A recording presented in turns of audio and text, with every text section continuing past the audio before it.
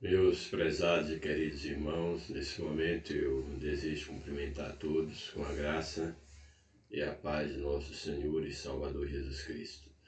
Eu dou graças a Deus por mais uma oportunidade que Ele me concede de poder voltar a comunicar com cada um de vocês para postar o comentário de mais uma das nossas lições da CPAD. Hoje nós estamos iniciando uma série de lições do último trimestre, o quarto trimestre do ano de 2025, das lições de adulto aí da CPAD. A lição de hoje, ou as lições que nós estaremos estudando nesse trimestre, elas têm como título, como tema maior, Espírito, Alma e Corpo. A restauração integral do ser humano para chegar à estatura completa de Cristo. Tema muito importante. O comentarista é Silas Queiroz, é o comentarista da nossa lição. E hoje, a lição de hoje, nós estaremos estudando sobre o homem, corpo, alma e espírito. A primeira lição é dessa série de lições que vai tratar do homem como um todo, vai nos trazer um panorama. Essa lição primeiro aí de 5 de outubro de 2025, falando sobre o homem, corpo, alma e espírito. Louvado seja o nome do Senhor. Nós temos como título da nossa lição, nós já vimos o título da lição, que é Homem, Corpo, Alma e Espírito, e nós temos como texto áureo na nossa lição, 1 Tessalonicenses, capítulo 5, verso número 23, que nos diz o seguinte: E o mesmo Deus de paz vos santifique em tudo, e todo o vosso espírito e alma e corpo sejam plenamente conservados irrepreensíveis para a vinda de nosso Senhor Jesus Cristo. Aqui nós temos um texto bastante conhecido do apóstolo Paulo escrevendo à igreja em Tessalônica, quando ele vai aqui ressaltar o homem como um ser tripartido, composto de espírito, alma e corpo. E aqui, ao mesmo tempo, ele vai chamar, exortar a igreja para que ela pudesse ser santificada por Deus, uma vez que Deus é santo e a nossa missão, a nossa função, o nosso objetivo é ser cada dia parecido com Cristo, ser santificado através de Cristo. E essa santidade que nós obtemos em Deus, que é o Deus de paz, que nos santifica, o apóstolo Paulo ele cobra que devemos ser santos no nosso espírito, na nossa alma e no nosso corpo, para que assim nós sejamos conservados irrepreensíveis para a vinda de nosso Senhor Jesus Cristo. Louvado seja Deus. Portanto, aqui é a doutrina do homem enquanto um ser tripartido. Ela se encontra aqui fundamentada na Bíblia Sagrada, e temos esse texto aqui onde Paulo ele vai esboçar esse ensinamento. A verdade prática da nossa lição, ela nos afirma o seguinte: Deus nos fez corpo, alma e espírito para glorificá-lo eternamente com todo o nosso ser. Tudo que Deus criou para a glória da sua majestade, e o ser humano, como a coroa da criação de Deus, nós somos feitos para, de maneira consciente, nós glorificarmos a Deus através do nosso espírito, da nossa alma e do nosso corpo. É o único ser criado por Deus que nós conhecemos, o único ser vivo, material que nós conhecemos, que é criado por Deus, que tem consciência da sua própria existência e que pode adorar o Criador conscientemente, não por uma obrigação, mas por amor. Louvado seja o nome do Senhor para sempre. A leitura bíblica em classe está no livro de Gênesis. Eu estou fazendo um comentário, eu creio que vocês estão percebendo, um pouco rápido da lição, pois estou aqui me recuperando de um acidente, assim, pequeno acidente no meu dedo, machuquei o dedo e ainda estou sentindo muitas dores, mas estou recuperando e quis gravar logo o comentário no dia de hoje. Bem, então a nossa leitura bíblica em classe está no livro de Gênesis, o capítulo 1, o verso 26 ao 28, depois do capítulo 2, o verso de número 7, verso 8, 21 a 23. Então aí Gênesis capítulo 1, verso de número 26, nos diz assim: E disse Deus, façamos o homem à nossa imagem, conforme a nossa semelhança, e domine sobre os peixes do mar, e sobre as aves dos céus, e sobre o gado, e sobre toda a terra, e sobre todo o réptil que se move sobre a terra. E criou Deus o homem à sua imagem. A imagem de Deus o criou, macho e fêmea os criou.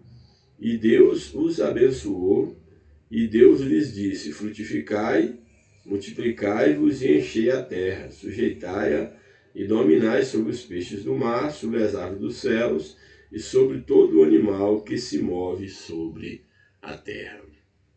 Aqui temos a história da criação, que nos apresenta que o homem ele foi criado à imagem e semelhança de Deus. E quando a Bíblia apresenta o homem criado à imagem e semelhança de Deus, aqui nós estamos falando de imagem e semelhança no aspecto espiritual, falando da questão: o homem é um ser com vontade, é um ser que tem consciência, que tem razão, é um ser de cultura, é um ser que tem capacidade de criar. E todas essas manifestações, todas essas faculdades representam a imagem, a semelhança de Deus em nós. Felizmente nós tivemos a nossa imagem, a imagem de Deus, manchada pelo pecado, mas Cristo veio para restaurar a imagem de Deus em nós. Portanto, esse é o sentido da imagem de Deus no homem, que foi criado segundo a imagem de Deus, tanto o homem quanto a mulher. Os dois foram criados à imagem e à semelhança de Deus, e foi dado a ele o domínio sobre toda a criação, que há nos céus, na terra, no mar. Tudo foi entregue ao homem para que ele pudesse, então, dominar. Então, esse primeiro texto aqui que nós lemos em Gênesis nos vai dizer exatamente sobre a criação do homem, criado à imagem de Deus, e o poder que Deus deu ao homem. O outro texto aqui apresentado para a leitura está também no livro de Gênesis, agora no capítulo 2, o verso 7, depois o verso 18 ao 23, que nos diz o seguinte: E formou o Senhor Deus o homem do pó da terra, e soprou em seus narizes o fôlego de vida, e o homem foi feito alma vivente. Aqui, no capítulo 2, é uma espécie de um detalhamento de como o homem foi criado, e aqui esse fragmento do texto diz que Deus, ao criar o homem, o fez do pó da terra, ou seja, os elementos químicos, os elementos que existem no pó da terra, foram com esses elementos que Deus formou o homem. Aqui nós não temos base bíblica para afirmar o que comumente se afirma. Eu cresci ouvindo isso, que Deus fez lá então um boneco do pó da terra, um boneco de barro, e ali soprou nas narinas daquele boneco e ele passou a viver. Isso não tem base bíblica. O que o texto diz é que Deus formou o homem do pó da terra. A ideia aqui do pó da terra, ela é bem mais abrangente do que pegar um barro e fazer um boneco. Não creio dessa forma. O que nós minimamente podemos entender é que todos os elementos químicos que existem na terra existem no corpo do homem. Então Deus certamente juntou todos esses elementos químicos para formar o homem, e formou o homem segundo a sua imagem e semelhança, e nesse ser que ele formou, ele soprou o fôlego de vida nas narinas do homem. Então, é bem mais profundo, é bem mais abrangente a afirmação de Deus ter feito o homem do pó da terra. Entende-se fazer o homem do pó da terra, fazer o homem dos elementos químicos que a terra possui. Tanto é que todos os elementos do nosso corpo, eles são encontrados na terra. Então é bem mais do que um mero boneco. E esse ser feito com os elementos químicos do pó da terra, Deus soprou nele o seu espírito, deu a ele um fôlego de vida, e ele passou então, foi feito então uma alma vivente, diferente dos demais animais que já tinham sido criados. E o verso 18 diz: E disse o Senhor Deus, não é bom que o homem esteja só, far-lhe-ei uma adjuntora que esteja como diante dele. Aqui nós temos então Deus, ao criar cada animal com a sua companheira, o casal. Deus cria o homem, a princípio apenas o macho, e ele percebe então que não era bom, não funcionava o homem estar sozinho, uma vez que todos os demais seres tinham a sua companheira, a capacidade de reprodução, alguém para estar ao lado, e apenas o homem era aquele ser sozinho, deslocado no meio de toda a criação. Então Deus diz o quê? Olha, não é bom que o homem esteja sozinho, ou seja, algo está faltando. É necessário que, para que essa obra seja completa, é necessário também que haja uma companheira, uma adjuntora que esteja como que diante dele. A ideia de estar diante está no sentido de ser uma companheira, alguém que está lado a lado, que seja uma auxiliadora, não melhor e nem pior do que o homem, mas alguém que estivesse ao lado do homem, que fizesse par com o homem, vamos dizer assim, que completasse o homem, uma vez que não estaria bem, ou não seria completa a criação no sentido do homem, se apenas Deus tivesse deixado o macho. Daí ele faz então a mulher. O verso 21 diz então o Senhor Deus, aí vai falar o processo, como Deus criou a mulher. Deus então fez cair um sono pesado sobre Adão, sobre, no caso, o macho, e este adormeceu e tomou uma das suas costelas e cerrou carne em seu lugar. E da costela que o Senhor Deus tomou do homem, formou uma mulher e trouxe-lhe a Adão. E disse Adão, quando ele viu aquela mulher, disse: Esta agora é osso dos meus ossos e carne da minha carne, mostrando que era igual a ele. Assim Adão se expressa, e ele vai dizer exatamente essas palavras, porque essa será chamada varoa. Portanto, ele chega à conclusão, já que ele era o varão, aquela mulher ele chamaria de varoa, porquanto do varão foi tomada. Essa foi a conclusão que Adão chegou ao perceber, que Deus havia criado para ele uma adjuntora. Aí a lição, a introdução da lição, indo para o comentário da lição, nós temos o seguinte: Deus criou o homem de forma especial, com um propósito especial, como um ato de coroamento de sua criação. Deus cria todas as coisas e agora a coroa da criação de Deus é exatamente o homem e a mulher. E fez isso de maneira sublime, distinta em relação a todos os demais seres viventes, muito além da expressão produz a terra, como foi utilizada para que as demais coisas acontecessem. Então, muito mais além dessa expressão, a partir da qual foram criados os animais. O homem é resultado de uma ação divina pessoal e plural. Deus, ele não só dá a palavra de ordem para o surgimento do homem, como ele fez com as demais criaturas, mas ele se envolve pessoalmente na formação do homem. Sua formação é constituída de uma modelagem sobrenatural do pó da terra.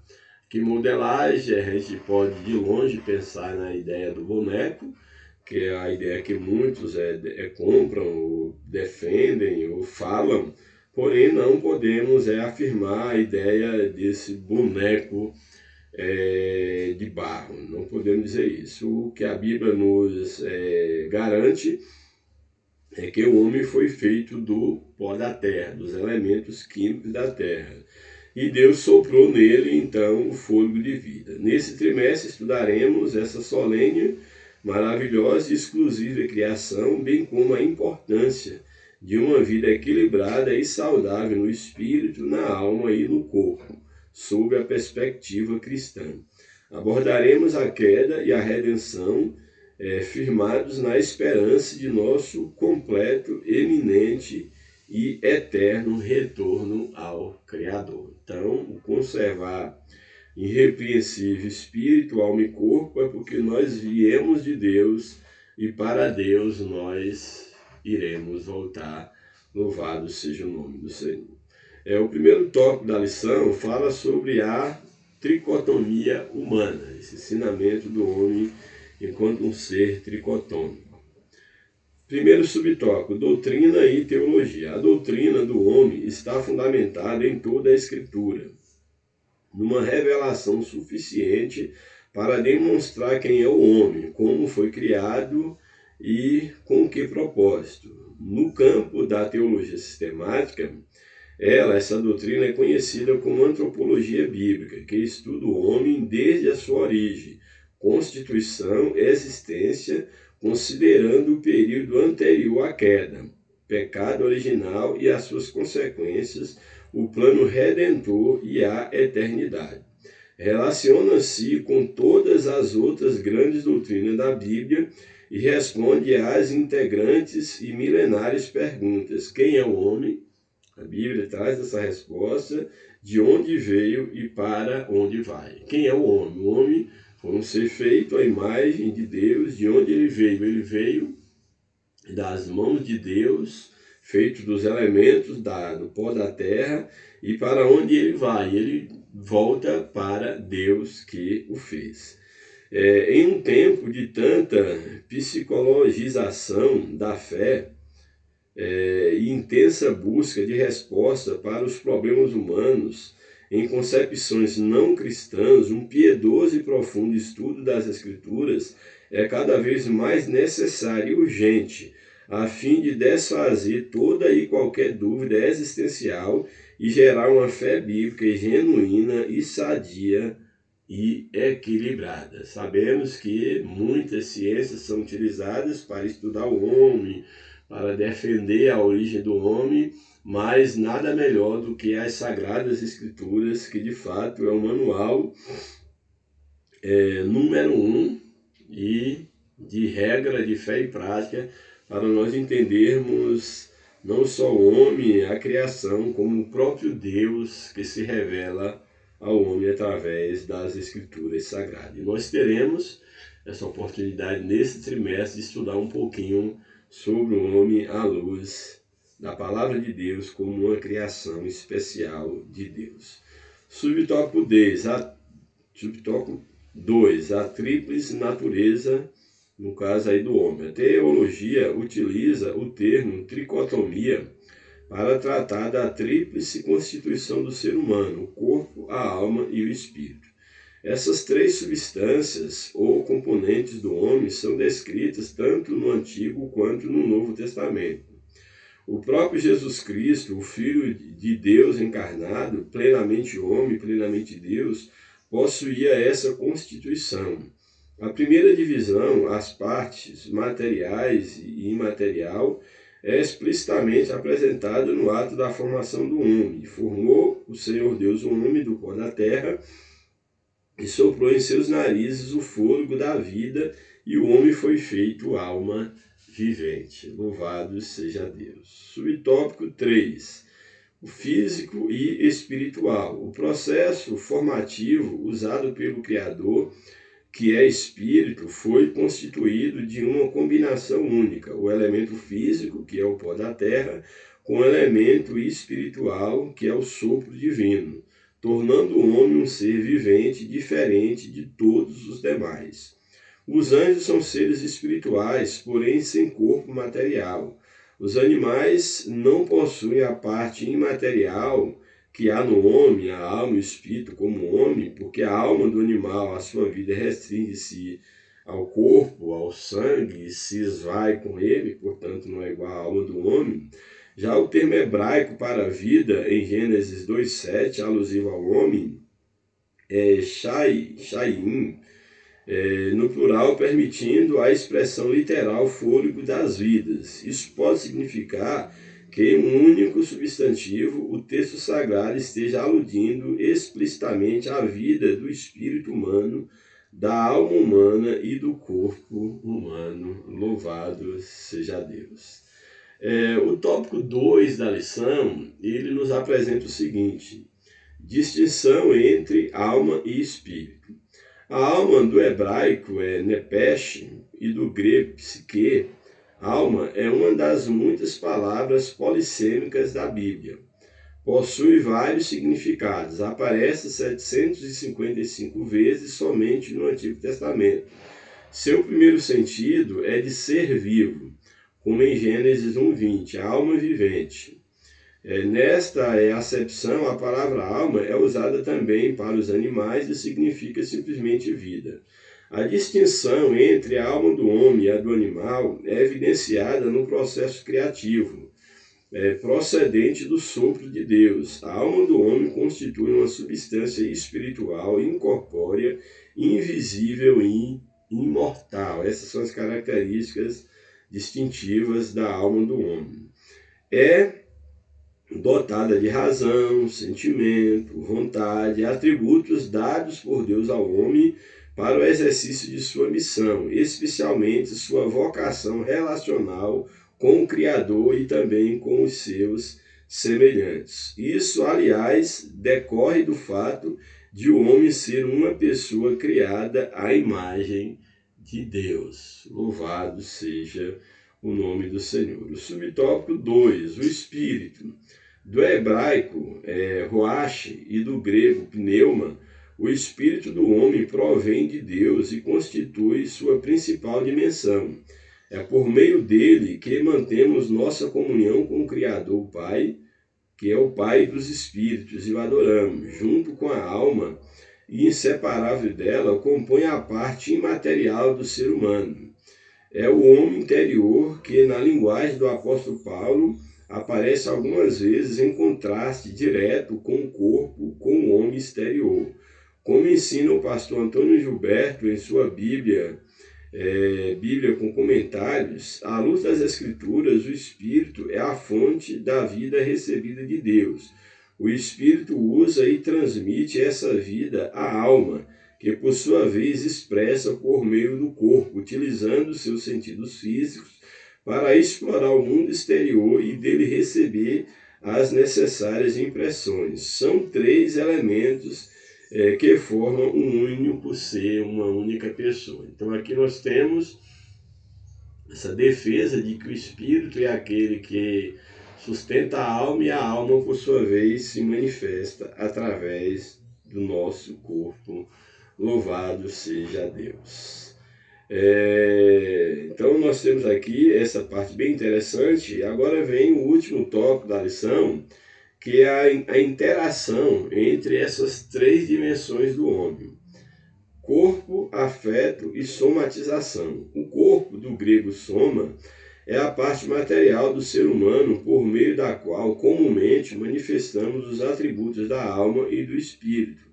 Empregando o vocabulário coração, no hebraico leb, no grego cardia, uma das principais palavras que o Antigo e o Novo Testamento usam como sinônimo de alma.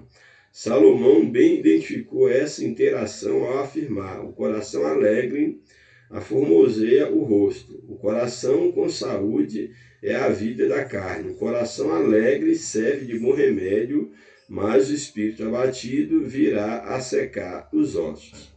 Identificados como doenças psicossomáticas, a partir do século XX, muitos problemas físicos decorrem de crises da alma e do espírito, inclusive de pecados, e como se multiplicam em nossos dias. Então aqui é interessante essa informação, que nós temos que entender que não há como nós desvincularmos o corpo da nossa alma e do nosso espírito.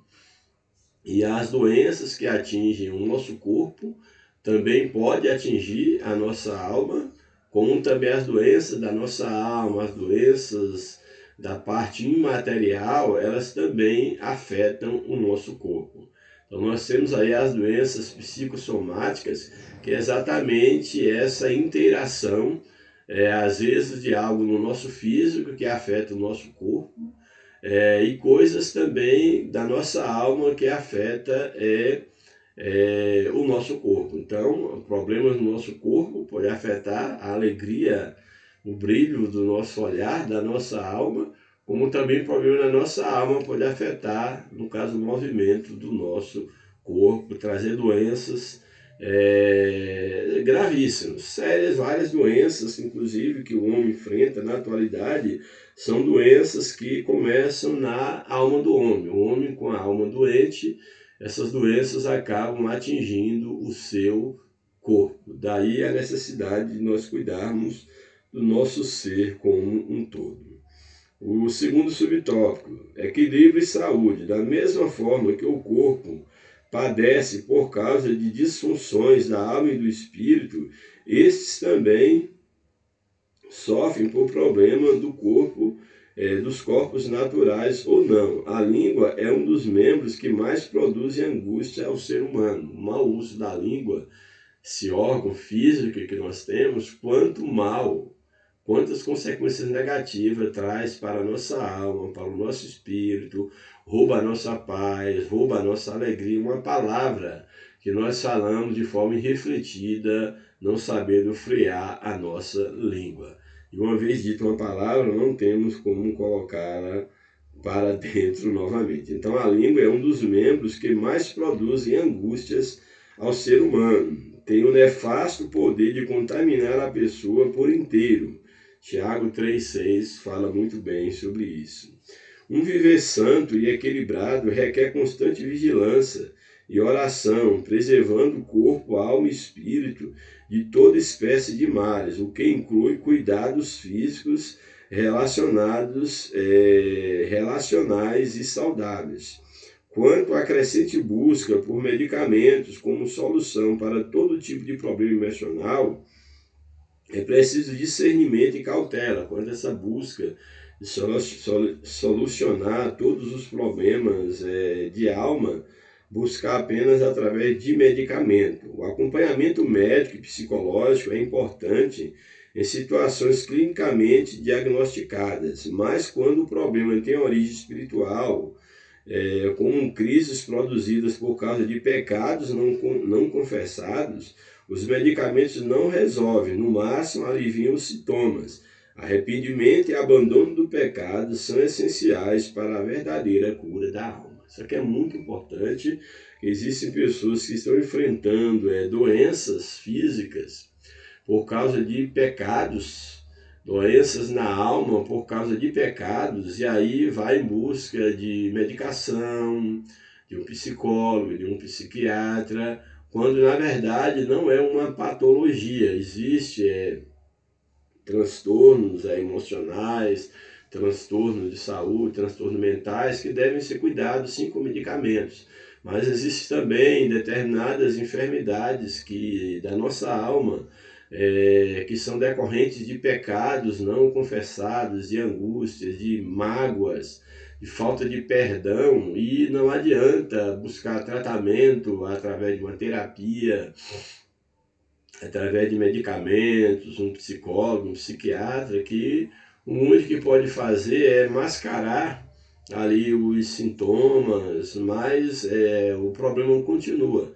Então aquilo que é do campo espiritual, daquilo que só é resolvido com a confissão de pecado, com arrependimento, com a liberação do perdão, com o deixar a mágoa, isso não há remédio que faça sarar, não há remédio que possa curar esses males. Então é necessário que nós entendamos a necessidade de que haja um equilíbrio do nosso homem interior com o nosso corpo físico, e que nós possamos buscar em Deus uma direção para estar bem com Deus, estar bem com o próximo, e em tudo isso o amor, o perdão, a direção divina de fato faz toda a diferença. Por fim, a conclusão da nossa lição. Foi bastante corrido hoje a nossa explanação.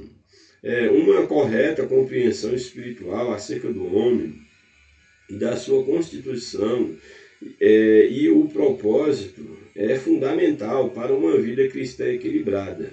Mesmo as almas mais piedosas não encontram verdadeira paz e alegria senão em Deus, o seu Criador, pois a alegria do Senhor é a nossa força. Em síntese, o que nós temos aqui é que é necessário que nós compreendamos, enquanto ser humano, que nós somos seres complexos, nós somos seres feitos à imagem e semelhança de Deus, somos compostos por espírito, alma e corpo. O nosso corpo está a nossa interação com o mundo físico, a nossa alma está os nossos sentimentos, os nossos desejos, as nossas emoções, as nossas vontades. O nosso espírito é aquilo que há de mais profundo em nós, que é a nossa consciência, esse senso do certo e do errado que todo ser humano tem, independente de crer na existência de Deus ou não.